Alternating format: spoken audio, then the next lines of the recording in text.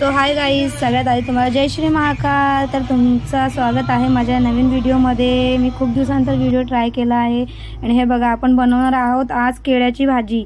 तर मी सगळं रेडी करून घेतलं आहे, तर तुम्ही बघू शकता. आणि थोडेसे केळे मी माझ्या मुलासाठी वेगळे फ्राय करते, केळ्याचे चिप्स बनवते त्याच्या खाण्याकरिता.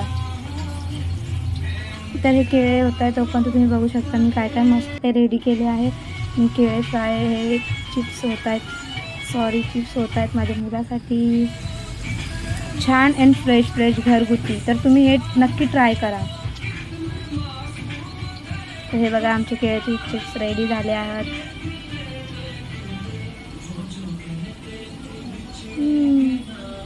तर आपण तोपर्यंत आता मसाले दळून घेऊ. जे आपण खोबरं, मिरची, लसूण वगैरे काढून ठेवले ते. आणि हे स्पेशल भाजीसाठी फ्राय करायचे. असे केळे कापून थोडे हलके फ्राय करून भाजीत टाकायचे. तर हे बघा आम्ही असे फ्राय करून घेतले आहे. हे बघा आता आपण भाजी बनवणं रेडी. जिरं, मोहरी, कढीपत्ता अँड राई अँड कढीपत्ता थोडा कळकळीत होऊ द्यायचा अँड मोहरी पण कळकळीत होऊ द्यायची. छान त्याच्यात लाल सुकी मिरची तुम्ही टाका, यूज करा, त्याच्याने छान टेस्ट येतो.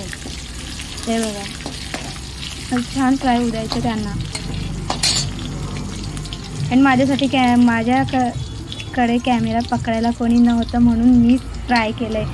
माझा फर्स्ट व्लॉग आहे, मिनी ब्लॉग आहे. तर तुम्ही लाईक, शेअर, कमेंट, सबस्क्राईब नक्की करा आणि कमेंटमध्ये सांगा मला की माझी फर्स्ट रेसिपी कशी झाली आहे.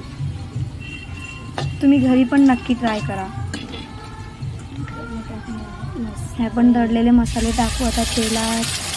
मस्त छानपैकी मस्त खोबऱ्याचं जे आपण मसाले रेडी केले त्याला तेलातच फ्राय होऊ द्यायचे. पाणी नाही टाकायचे त्याच्यामध्ये. छान खमंग सुगंध पण येतो आणि तुम्ही बघू शकता.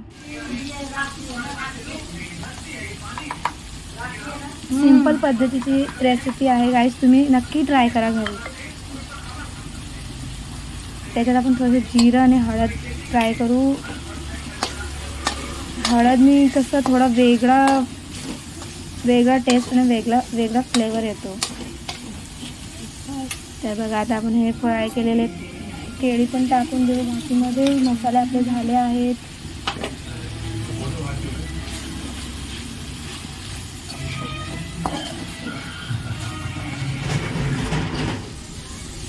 थोडं होऊ द्यायचं त्याला छान. मस्त कोथिंबीर टाका त्याच्यामध्ये, ग्रीन थोडंसं त्याला थोडंसं पाणी घालायचं त्याच्यामध्ये भाजीमध्ये, कारण थोडं मसाले कसं केळ्याला सगळं चिटकून राहायला पाहिजे म्हणून. तर तुम्ही बघा आपली भाजी रेडी झाली आहे. आता मी चपात्या करणार आहे. तर बाय चपातीचं बाय गाईज.